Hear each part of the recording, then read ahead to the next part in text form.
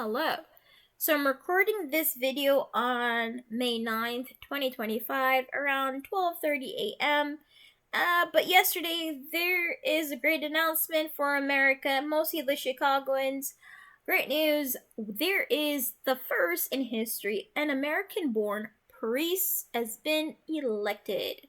So his name is Louis the 14th, and there's some significance to that. I'm not getting into that because this video is about something else. Now, my thinking is a little bit controversial. Controversial. But I think we need to talk about this to find solutions to the problem. So the main problem is that there's a lot of molestation in the Catholic Church. The priests, the popes, I don't think the pope itself, but the priests are like molesting a lot of the children. And there's some of them that's been for years, they're like, some of them you don't even know about, like they're covering it up. So we need to really understand that God made the church. God also appointed men to take care of the church. When Moses became the leader of the whole Jewish congregation, and they were moving and everything like that, he elected the Levites to become the priest. And he set that family, remember, bloodline, apart from the rest of the tribe of Judea. And when he did that, he said Aaron's sons. You see, it was sons that got into the priesthood. And they were the ones set aside to do the working of what God needed. Literally, they had to be unblemished. But that didn't mean that they didn't marry. Because they had wives. They had children. So, let's just try to figure out some definitions. Because my background is that I am Pentecostal, but also Church of God. So we came out of the Methodist, I think my dad said the Methodist movement. My father's a pastor, my mother's a pastor. So when it comes to the Catholic faith and everything, they do believe in Jesus Christ. So that's good, and they actually recognize Jesus Christ. So knowing that, Jesus is a Jew. So my thinking is that how did the church decided not to marry at all? When did that came about? And I'm not going to go look at it right now. I probably should have before I decided to start this video, but I'm going to come back and see if I can do more research on it. I just wanted to little bit get into today because of what happened yesterday, the appointment of him, an American Pope, which is really, everybody's mind blown. They're like, they can't remember, they said it would never happen, it did happen. So that's really interesting. Let me show you a Google search I did. So I searched on Google and I said, what's the difference between popes, priests, and bishops?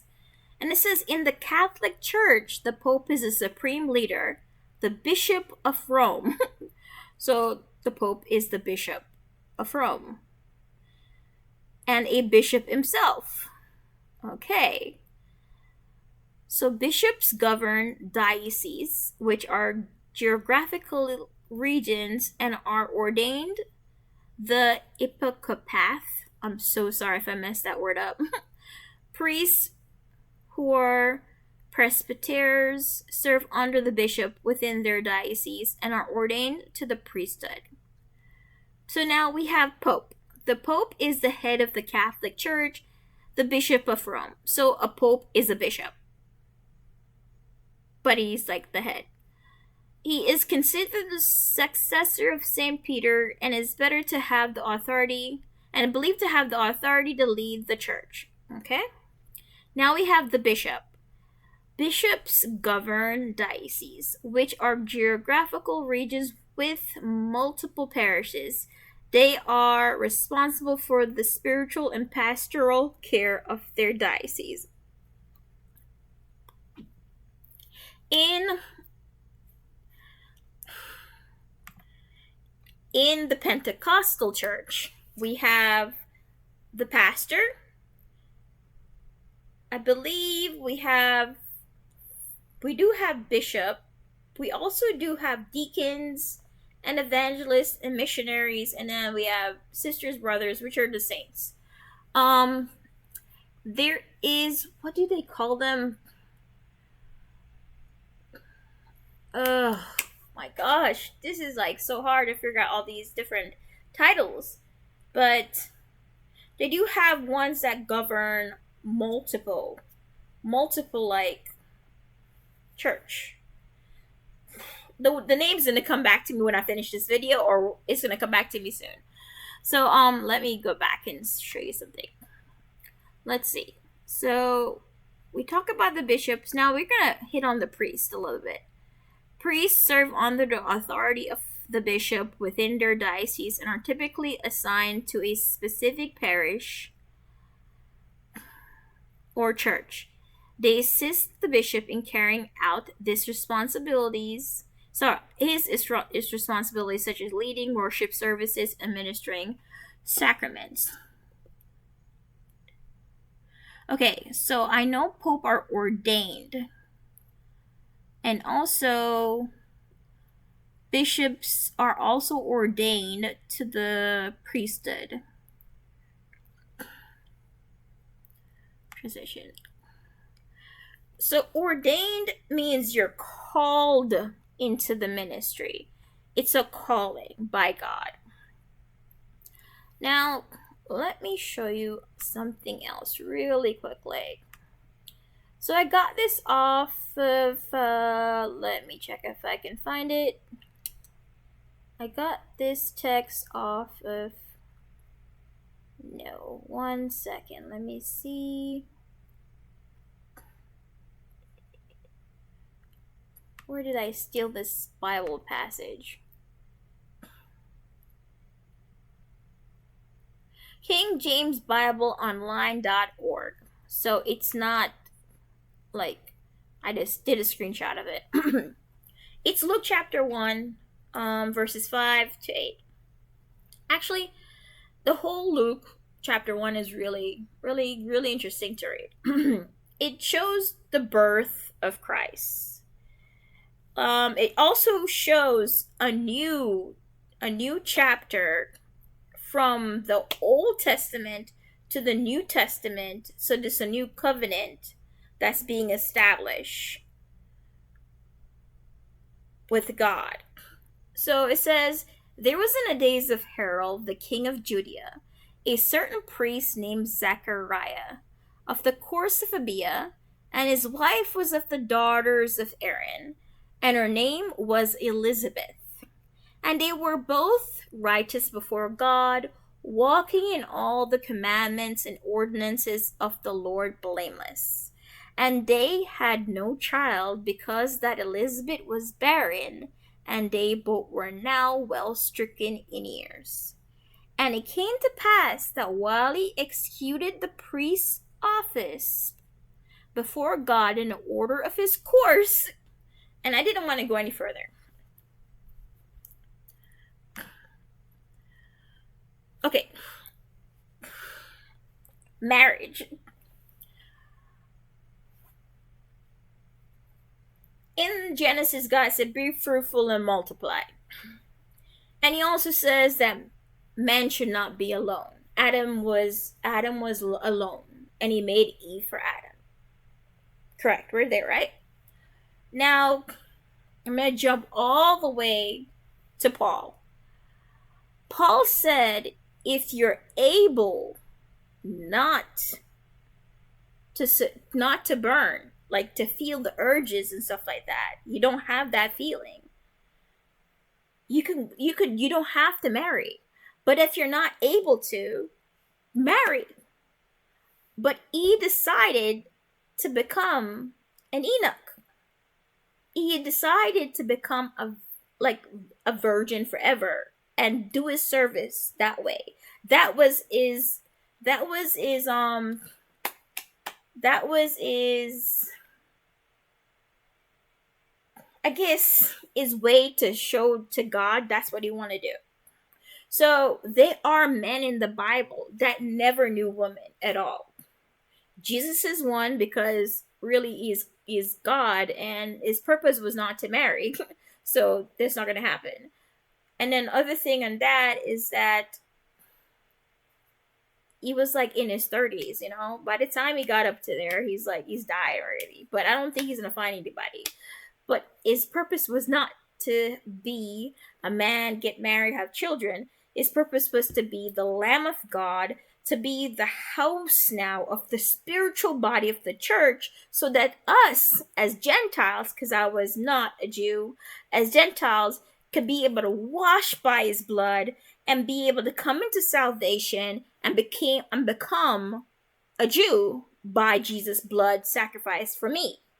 So I'm now into the fold of God, and now I'm in the history. Now I am brother. I'm sister to Jesus. He's my brother. But he's also my husband because I'm a Christian. I believe Jesus is also my husband. I am married myself to him. And every Christian that is married to Christ, he calls us his spotless bride. Now, if Jesus is talking about spotless bride, I'm coming to get my bride, and then even God says there's going to be a table, a feast for the marriage. They talk about marriage a lot. When it comes to marriage, God set it up in Genesis. It was there. So when the devil came in to attack Eve and attack Adam, we could not stay without sin anymore. And sin entered the world. And then Jesus and God decided not to make the sin that we did affect us for all eternity. He decided to give us his son. So he told Eve that your seed is going to be the solution. A woman's going to have a seed. Mary comes up in Luke, and Mary is now talking to the angel. And let me check something really quickly so I don't mess up. I have my Bible. One momento. Gabriel. Okay. So Mary is talking to Gabriel, the angel. And Gabriel also announces not only Jesus Christ's birth, but John the Baptist. The one that went, the forerunner that ran to send the message out and bring in baptisms. So he came, and he's also the son of Zachariah and Elizabeth. Now, let me show you something really interesting here. So, his wife was the daughters of Aaron. The priesthood was with Aaron's lineage, seed, his bloodline. And she was the daughter of it. Now, Mary is also cousin with Elizabeth. So both of these women are from the priesthood, the Levites. They're set apart. They're holy people. Now, Zechariah, the course of Abia. I know that he's a priest. I don't remember Abia that much, but I do remember Aaron. I would have to go and study it a little bit more. But come down a little bit and look at the priest's office. He executed the priest's office before got an order of his course. He burned incense, he did all that.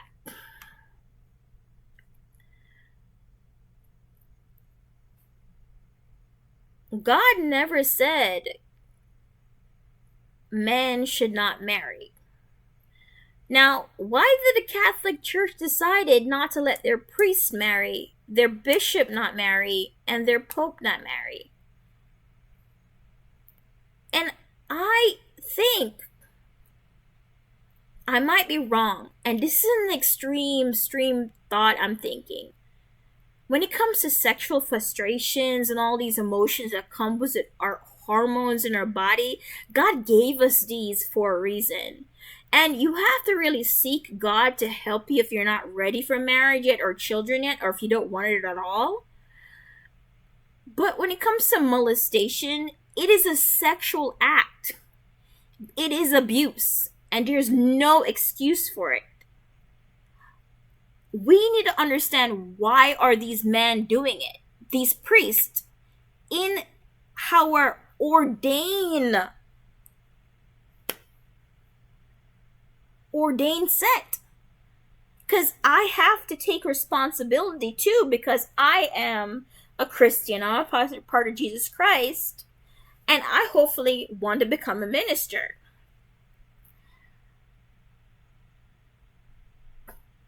You have to get this. They're molesting children. I even hear allegations that they're having relations with the nuns. And you just have to really sit and say, some people can do it. Become eunuchs for God. Not to have any of those relations with women. Not to have any of that. Like how Paul dedicated his life not to have women, not to have a marriage. Nuns do that. They dedicate their life to do that. They want to give all their self to just to the service of God. I'm not going to talk about nuns. Nuns did that for their reason. That is actually a set apart thing. Like the monks. That's a set apart thing. It's that. I won't touch the nuns. But when it comes to the priests, the bishops, and the popes, come on. Where did they came up with it? The whole Catholic Church. And you should see the hundreds of people looking yesterday at the new elected pope.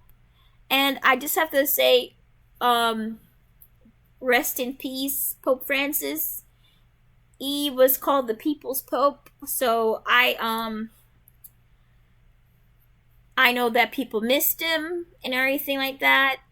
He was pretty sick, and he's getting old, and they elect a really, I don't know why they always elect really old people. Like, I'm sorry, but you know how America elect presidents and they have to be like over 35? That's a little bit more safe. But now we have some old people in office now. But other than that, I think he was a little bit too old. And yeah, they don't last that long when they're that old. So we have maybe like roughly 10 years. God gives them strength, maybe 20 years with this Leo the 14th, if he doesn't get sick. But yeah. And then this is a side note, men historically, statistically, die more early. And it could be because of their health problems, stresses, and all that. So, yeah. But Zachariah and Elizabeth was stricken in years. To be stricken in years is really good. Like, yeah. That means that they were really old to be stricken in years. But God blessed Elizabeth and Zachariah, and they were able to have John. Now, John did not marry. And I never knew that his destiny was going to be that he died in jail. But in the Bible, Jesus did say that there are many men that are virgins and they die as virgins. And some of them stay virgins forever. We have come to Daniel, who was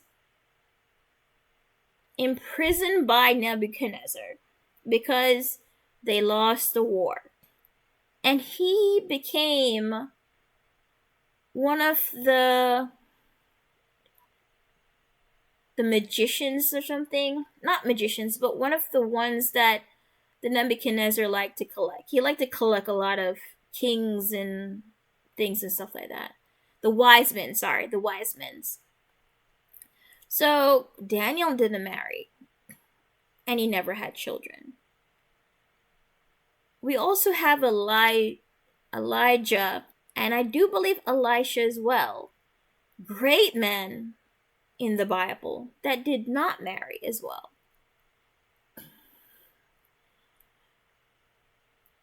I don't think I should say all priests, bishops, and popes must marry. I actually was going to put that as a title. I think they should marry. There is a line that comes in when it comes to sexual frustration. For them to physically take their hands and touch a child in an area of inappropriateness to make them feel aroused in a way. I just have to say, I'm 37. Am I 37? Hold up. Yes, I am. I'm 37. My birthday was November, so forgive me. Still trying to catch up to it. I'm 37. I'm talking to adults here. So I don't really want anybody that's younger than 18 to come into this channel and expect me to say things that are not offensive or anything like that. I set this channel to become, I didn't put it as no child. I put the thing is not made for children. It would have to be the parents allowing their children to look at my channel, because I'm going to be talking about a lot of stuff. I'm also going to talk about masturbation. I'm going to talk about sex because it is hard when it comes to being a Christian. You're not supposed to have sex until you're married, because that is what God set as a standard for us. So coming back to this, the sexual frustrations and the urges, and I don't know, the devil can tempt, the devil can persuade, the devil can do a lot of things to manipulate us. Okay, me personally, I got baptized. I came to God. Actually, I wanted to be baptized when I was a little girl, around 9 years old. I wanted it. And I think my pastor in Jamaica, they thought it was hilarious. They were just laughing at me. And I asked them 2 times. And, I kind of have to be honest on this channel, because I went and asked 2 times in the middle of church while church was going on to the pastor, because he was my godfather. And they were laughing. The whole congregation started laughing because I was 9 years old and stuff like that. And they were laughing. But meanwhile, I was going through that. I was being molested by my guardians. I was being abused by the wife. I was being molested by the husband. I was being abused by the daughter. And not only that, my brother's friend was molesting me. And I understand that it's not easy to talk about. People just don't want to talk about it. They want to push it under the carpet and cover it up. But you have to open up the wound because it's becoming bad. In the book of Isaiah, it even talks about putrid. It becomes putrid. He says, "Come to me and let's have a conversation." In the book of Isaiah, the first chapter of Isaiah, it says, "Come to me and let's talk," because the sores are putrid. And the Catholic Church have a lot of sores that are putrid. And they have to really come and really decide if marriage is not a solution or not. I believe it is a solution to all of what's happening. I don't think molestation, sexual abuse, rape, all these things don't necessarily have any way other than a solution. And the solution is to talk about it and also go to God about it. When it comes to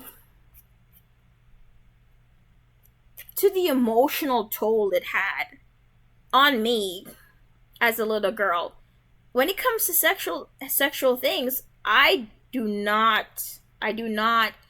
It was really hard for me when I was a teenager. I was so happy that I think it was like Lakewood High School. There was a book in the library, and I got into romance novels. And it was really good that I got into romance novels. I don't know what you're gonna say. Oh, Christians shouldn't read it and stuff like that. I think we should, especially if no one wants to talk about sexual intercourse to us. And when in school, they just say use a condom, abstinence. They really don't get into it.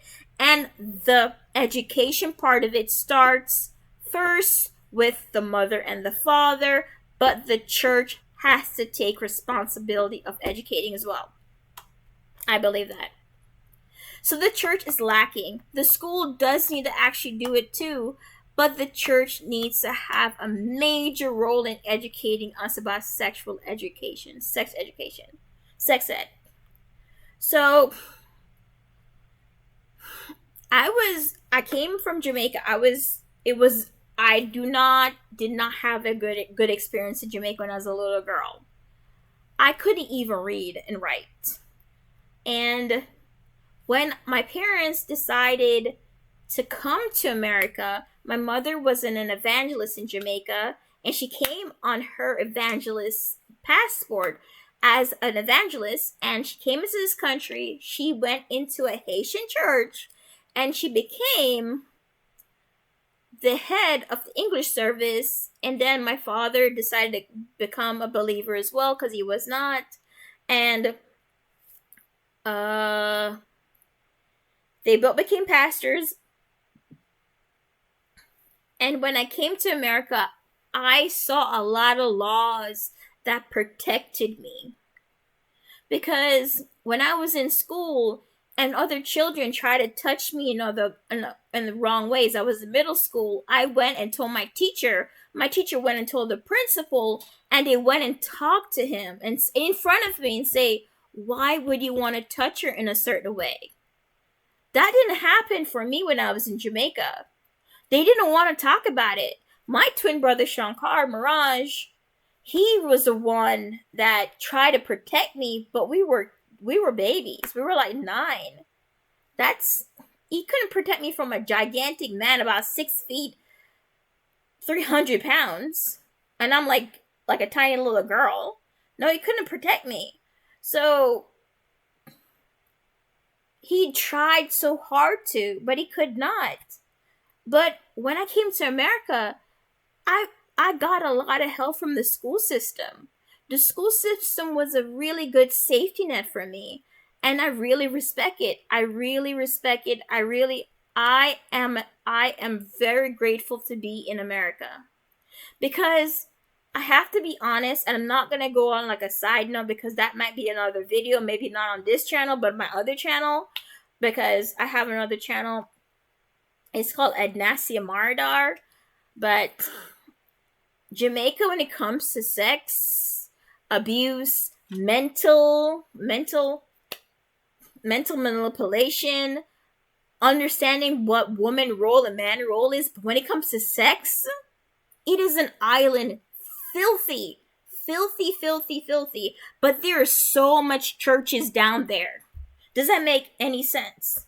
And there's so much molestations that are very much covered and no one knows about it because they don't talk about it. But coming to America, you get help. Like, I'm gonna be honest, my dad said don't tell anyone. I didn't tell my dad because my mother and my father left Jamaica and they were in America for many years to try to get a really stable foundation for us. And they gave us to their church members and they were our guardians and they were not good at all. None of who I was with, and I was with two family, they were not good. They were not good people.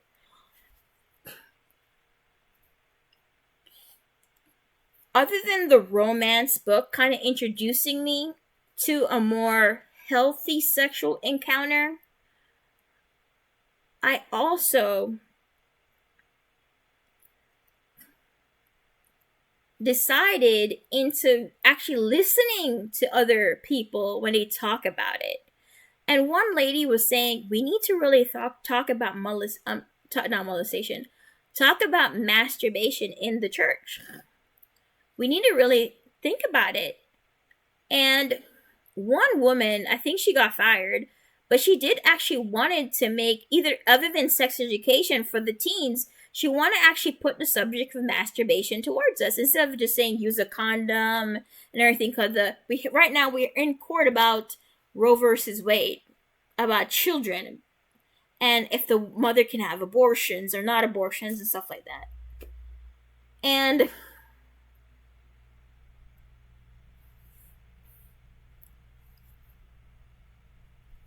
masturbation is a sin. Looking at extensive things like pornography is a sin. If you're in need of sexual release or stuff like that, I do believe you should plan ahead, get married, and you should be able to have all that you need in that relationship.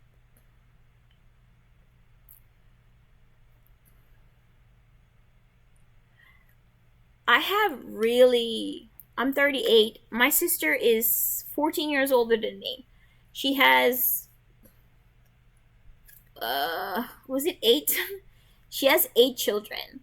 And I think it's, yeah, 2 of her older son. Wait a minute.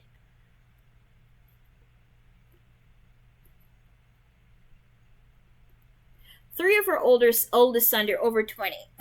And I remember one time they were talking to me. They're in Canada. And one of them were saying, "Do we have mental problems in our family?" I know that we have a lot of anger issues. And I said to them, "No, we do not.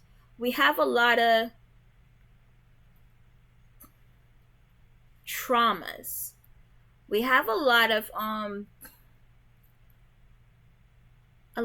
abuse that we have been through as immigrants in this country, as black people in this country, as island culture itself, its structures of it is really bad. And then you come into America where there's a big clash of like slavery and all that. It's just really bad. Then we're under the British government in Jamaica. So we were under their rule. But they're in Canada, so they're still subjects of England. And Jamaica became independent, so they're not under that anymore. But I'm in America and I'm not under any government other than we are we have the democracy. So when they're talking to me,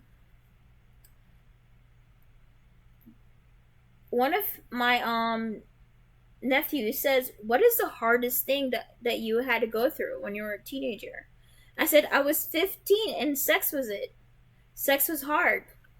And I told them, "You have to realize that masturbation is a sin, but you don't want to start having relationship with people and having children when you're so young. So when is the line you should decide whether or not you should not have sex at all, try not to do it, or anything like that. It's a personal thing, but then on top of it, once you do start masturbation, it becomes an addictive thing. Your brain, it's like sugar. It's like caffeine. It's like something feel good. You just have to keep doing it. You want to keep doing it. So I don't think it's safe to go into that area of it.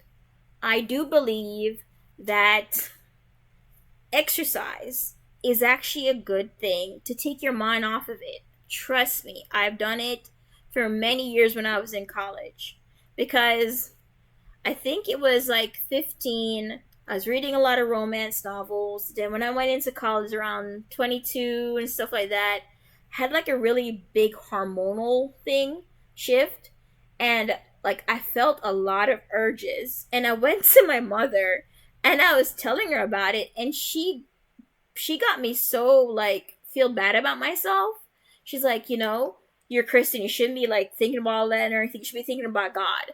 And my father did the same thing to me, and I thought it was very unfair because I was coming to her for support. And then I think I was watching something, and they're like, porn is free and stuff like that.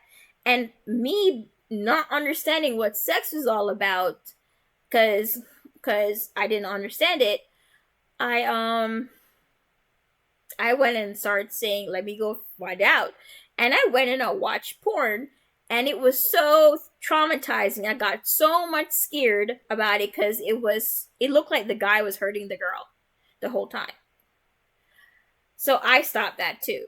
So do not watch porn. Do not masturbate. When I do get married, I plan to marry now. Hopefully, I do marry before I'm not able to have children. I would have to talk to my husband about masturbation because it is something that needs to find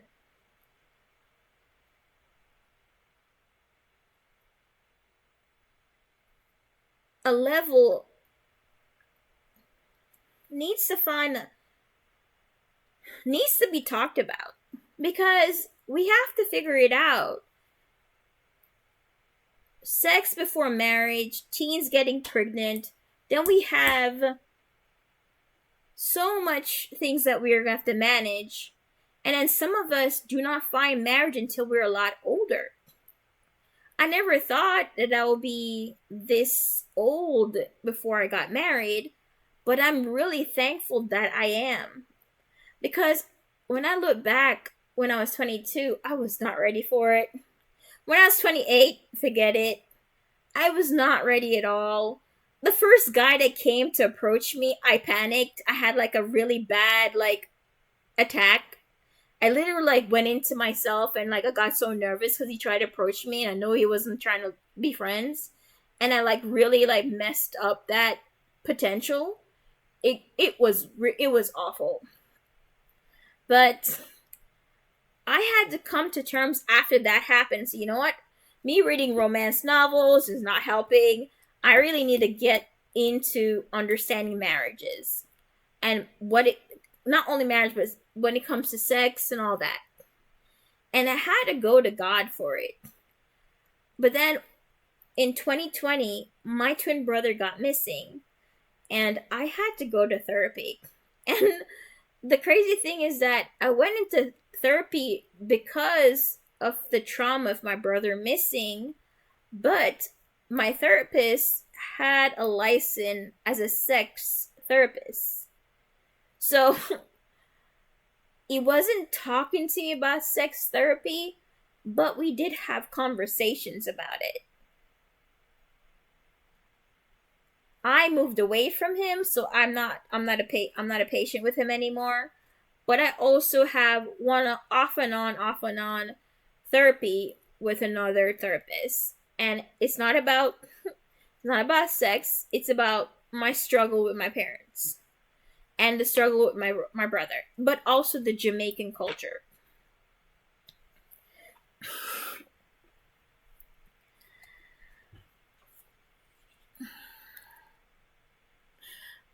I know that I went here and I went there and I went this way and I went that way. But I'm trying to make sure that you understand where I come from, but you also understand that I'm not trying to say this is set in stone. I think we need to open a conversation. And this is my way of trying to open it up. I do believe that we having an American Pope is good because it's going to shine a light in America and her standards. Because when it comes to like India, China, Africa, they don't really think of Americans' culture as a good thing. Now, there are many religions and a lot of abuse when it comes to some of those Eastern society, religion, sect. My father is Indian. My mother is mixed. She's black, Scottish, and Irish. She looks like a black woman. My father and when I was in college, they were talking about like how if they didn't get a good dowry from the family, a young woman that's been around oil and fire since she was a teenager gets burned severely by oil all of a sudden. Then it comes to a lot of them doing infanticide, killing a lot of girls because they want boys more. And now in China, they're asking women to come and marry their sons, and they're willing to take the woman's last name because they don't really have that much females to marry. And you just have to say, what is happening here? Let's get back to priest. When it comes to God, the reason why the message of Jesus Christ lives on is because it's a generational thing. He talks about bloodlines a lot, especially in the New Testament. It's really hard to read that part because it's always these names and this person and this one have this and this and this, and it goes, and they mostly talk about the sons. But sometimes you might see, rarely, they talk about a daughter, but it was mostly male. They talk about the bloodline, the men. Job, not only Job, there's a few other ones, but Job decided to give his inheritance to also his daughters and his sons. He left some stuff for both his daughters and his sons. When it comes to inheritance, this sounds really awful, but my mother says the Catholic Church is very selfish when it comes to money. And I think she probably is right. I believe they don't want to marry because they want to keep all their riches to themselves. And I think it could be a viable reason why they don't want to marry. To keep all the riches to themselves. So they don't have to pay, so they don't have to put money into family and taking care of families and stuff like that. When I saw hundreds of people there, I'm like, wait a minute. Us as a church that's just starting out, we actually not just starting out, we've been trying to do it for like 17 years. We don't have that much funding. But the Catholic Church, they're getting millions of dollars or even more.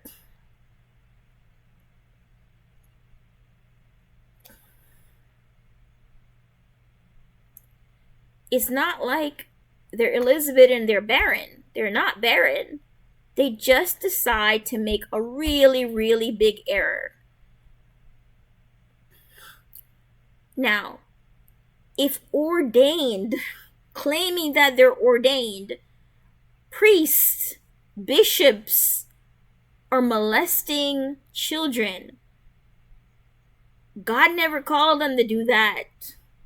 So they're not listening to God at all. They're not listening to what their calling is. That's not a call at all.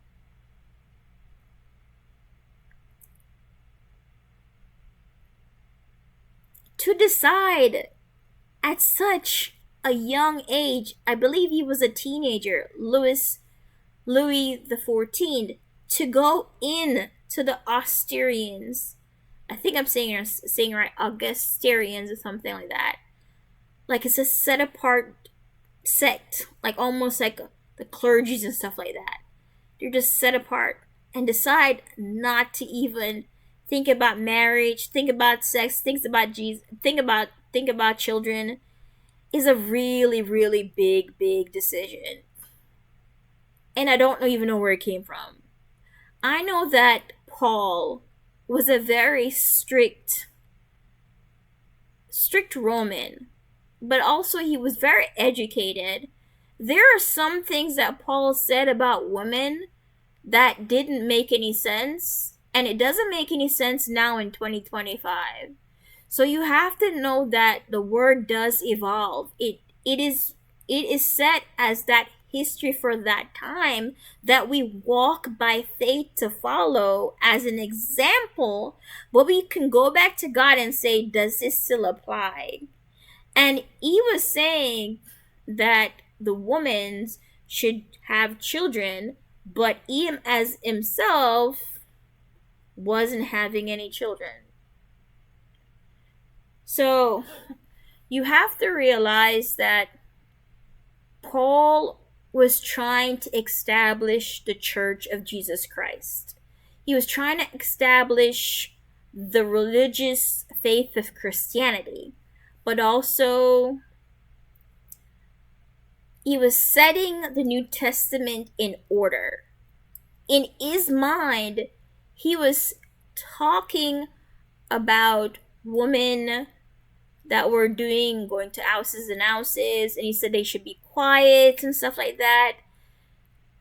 And then he also, I think some people believe that women not supposed to be speaking at all, become pastors or preachers. That's really harsh. But he's not Jesus. He's not God. He's not the Holy Ghost. It's him as a man that said it. He did not, remember, Paul said it as a man.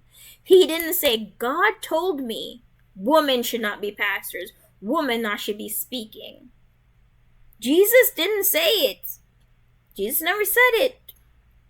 And even though there's a lot of disciples, and there were mostly men disciples, there were also women that ministered onto him. Mary Magdalene did it. And she was the first one that brought the message that Jesus was risen. She was the first evangelist to proclaim the message that Jesus was risen. Now, Paul talked about deciding if you want to marry or not marry. I think it was something about burn.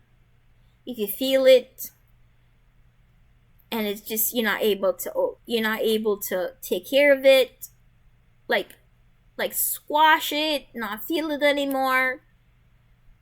Like for me personally, I could go happily a whole month. Not a month.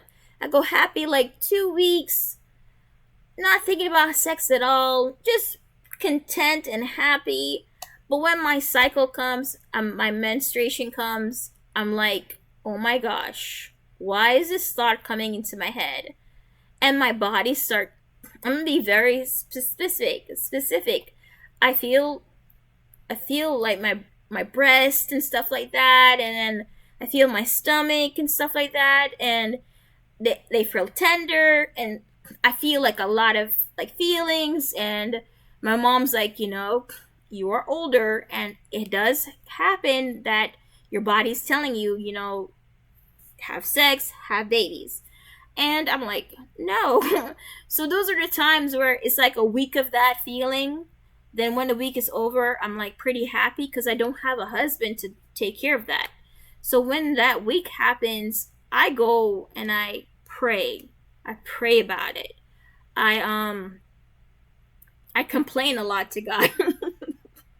I complain a lot to God because I'm a Christian and I don't believe in sex before marriage. So there's nothing like but that. And I'm talking to other ministers as counseling wise, and they're advising me, just go to God. Don't even think about marrying at all. I'm like, I can't do that. That's not in my life. And that's where I'm coming right now and stopping and saying, we have to decide for ourselves. If we're in this ministry, should we marry or not? And I know personally that marriage is something that I desire. I don't want to keep feeling these feelings till I'm 38. Am I 38 or 37? I don't even remember. Give me a second. 1987. We are in 2025. Oh my god. 25. 2000.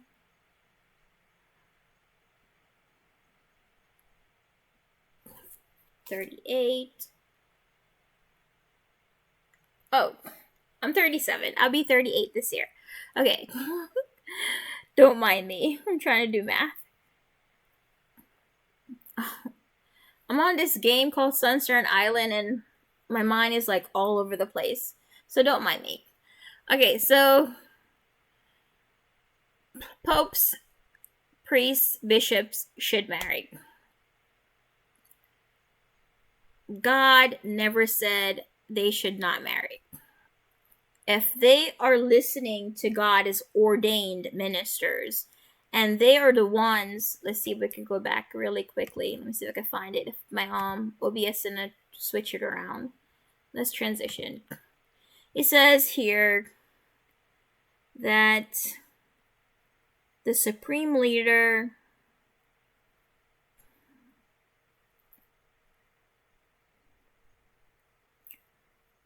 there was another search that came up with something else. To lead the church. Okay. That's not it what I was looking for.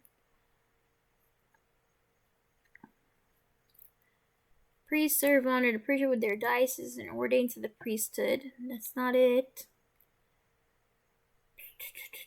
Where are you? Nope, it's not there. Alright. Let me see if it's on somewhere else. 1 second.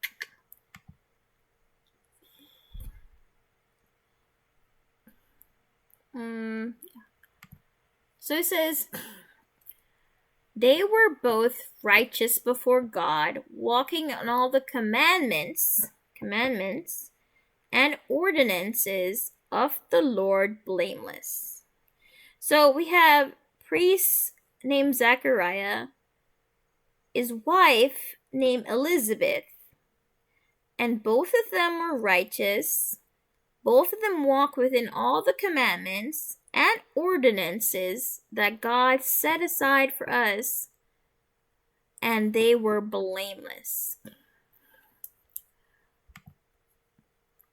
Who commanded these men in the Catholic Church? I believe this is the only religion. If I'm right, I have to go look. But I do believe the Catholic Church is the only religion that I can think of that's really like global and well known that don't allow their priests, their bishops, and their pope to marry. So it's like never gonna happen, but you can always wish for it.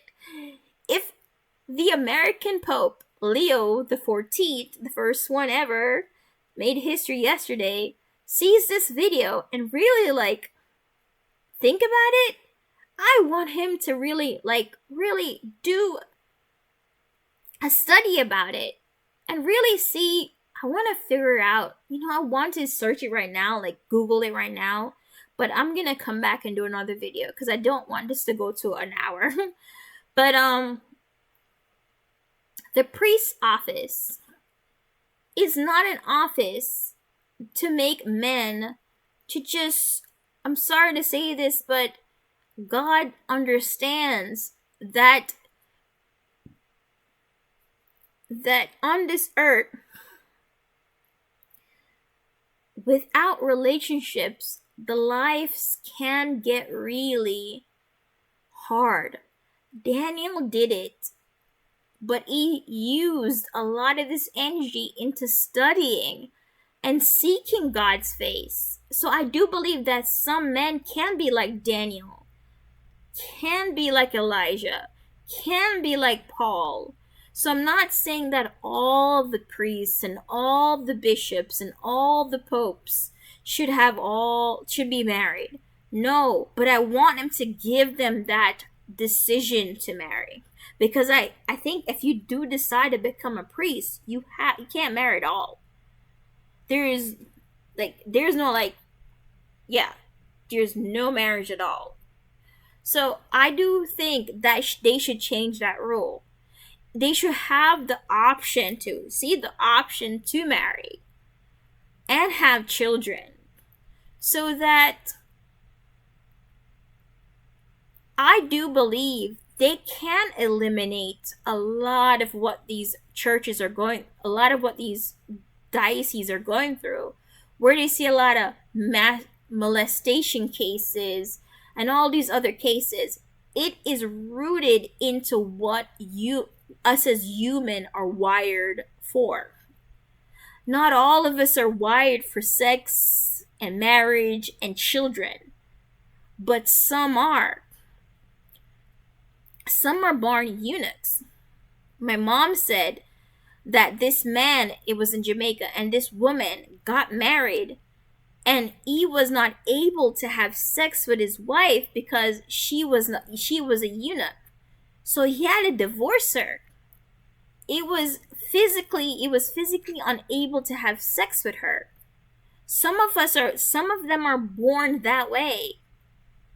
Some are born eunuchs. It's in the Bible. It even says it. But some are not. And we have great relationships in the Bible. We have the love story of Joseph and Mary. How Joseph still takes Mary when she's with child of the Holy Ghost. The greatest love story in the Bible, I think. Then we have Adam and Eve. How Adam talks about his wife. He named her woman. He named her Eve, mother of all women, or mother of life, or something. Now, we have Zachariah and Elizabeth. Then we also have Samson's parents, which I think are really comical. I really like them. I like how they talk to each other. Samson's parents are really funny. But we also have a lot of the priests, the prophets too.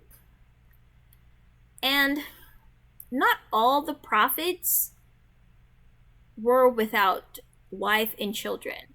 Because to be a prophet, you have to be called by God, And when you had sons, they're automatically, if you're a prophet, they become prophets too. So they all talk about the sons of the prophets. To have sons, you have to have wives. So yeah, I'm gonna really pray for the new American Pope. He's not gonna look at this channel. Hopefully, I mean, not hopefully. I don't think he's gonna look at it, but at least I put it out there. Cyberspace on this YouTube platform that maybe go into like a little niche and nobody ever sees. But the good thing is that I'm doing it for my own documentary purposes. Because I was watching this guy, something about homestead. He's like a homestead person. And he also does Bible study. I promise you, when I find his name again, I'm looking at my YouTube history. My YouTube history.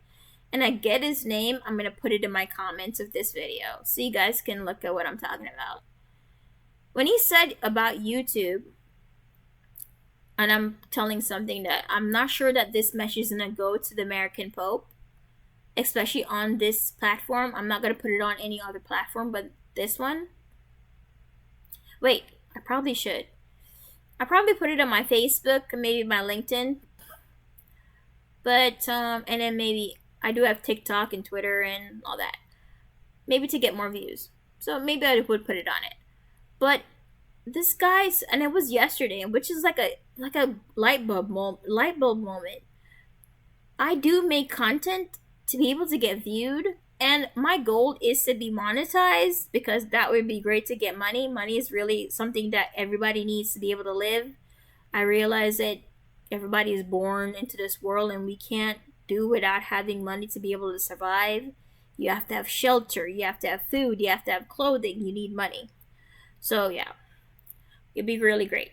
So I would really like subscribers and stuff like that, but I'm not making content only for that. I'm making content because I like to share my ideas. So he says, he wants to have like an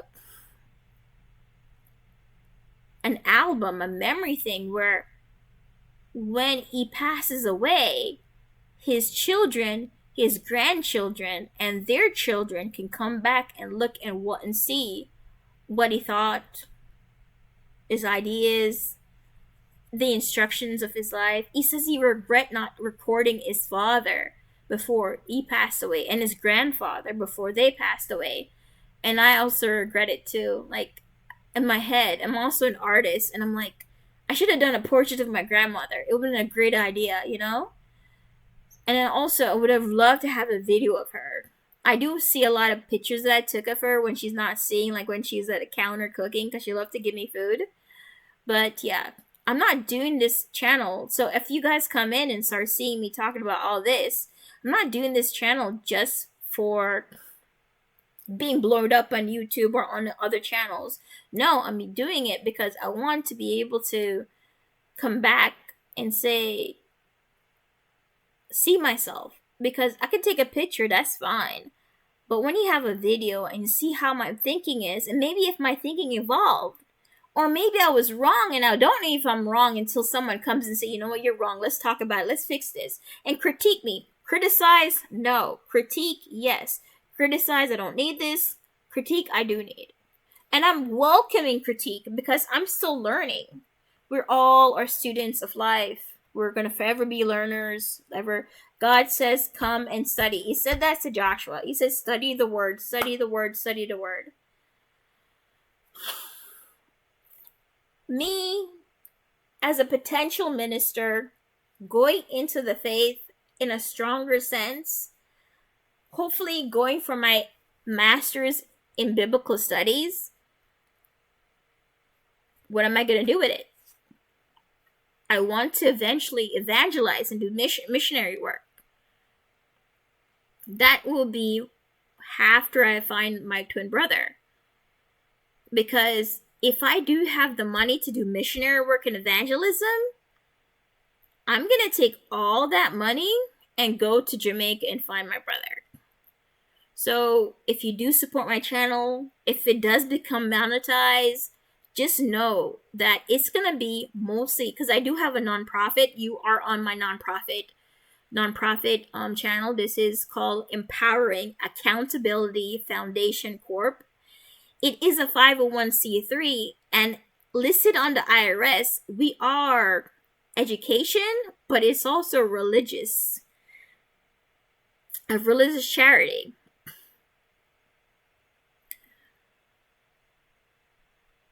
Where am I gonna end in this video? I'm not gonna end it. I'm not gonna make it run forever. Like, I wonder if that could possible. I do see like these like noise videos like for 10 hours. Sounds so great. But I don't have 10 hours to really hit onto this topic. I have about an hour and 5 minutes, a little bit over it. I pray for anyone that watches this that had been molested by the priest. I pray for anyone that was molested as a child, not by priest, but just molested.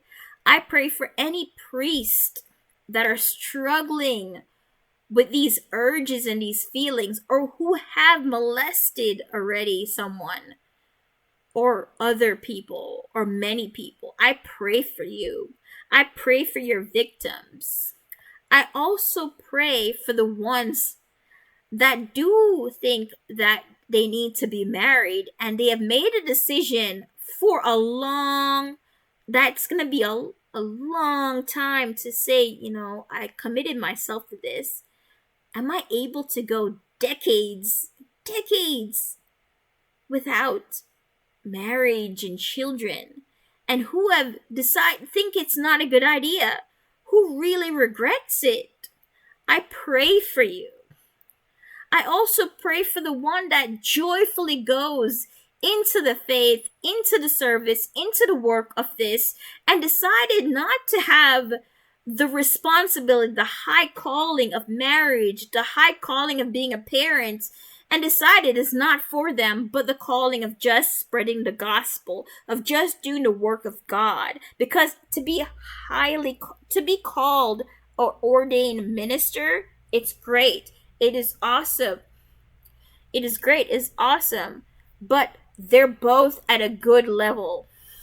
To be a minister of God, to be a married person, to be a parent, it's all on a good level. I'm not going to say one is higher than the other and everything like that. No, we're not going to do that. We're not going to do that. Knock over my Gatorade. I also pray for sexual abuse person, because I do believe that the priests, and even in the church, it's not only children they molested. Molestation is with someone that's younger, that's the definition of it. But there are sexual abuses happening in the church as well, and not only for the Catholic Church. I kind of focused on the Catholic Church, but I'm talking about Jamaica. I brought Jamaica because I was born in Jamaica. I'm a Jamaican. And I became a citizen, so I'm an American now. But I was a Jamaican. I pray for Jamaica. I pray for Italy. I pray for the world. I pray that everyone comes together and really try to figure out these big major problems.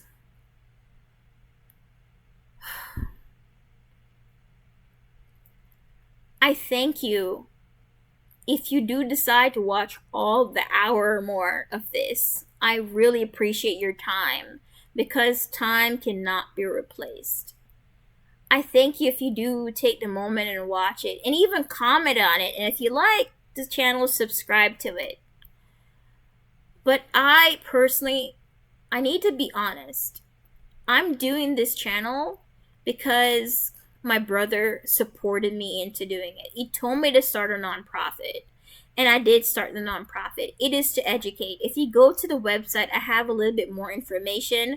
I do have a tab that says Holy Spirit is a Teacher, and I do talk about some things in there, but there were like so much more stuff I'm learning, and I'm gonna constantly learn, and I'm gonna maybe like update the website when I have more stuff to put on.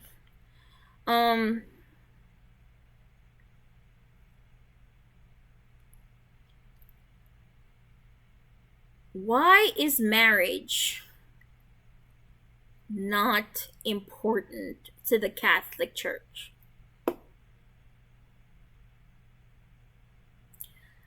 I'm going to leave it at that. God bless you. God take care of you. Jesus loves you. Be ready for his coming. He's coming soon. There's going to be a war against the enemy of this world and his demonic forces that are infiltrating our minds to make men and women to do molestations and abuse and rape and violence and crimes.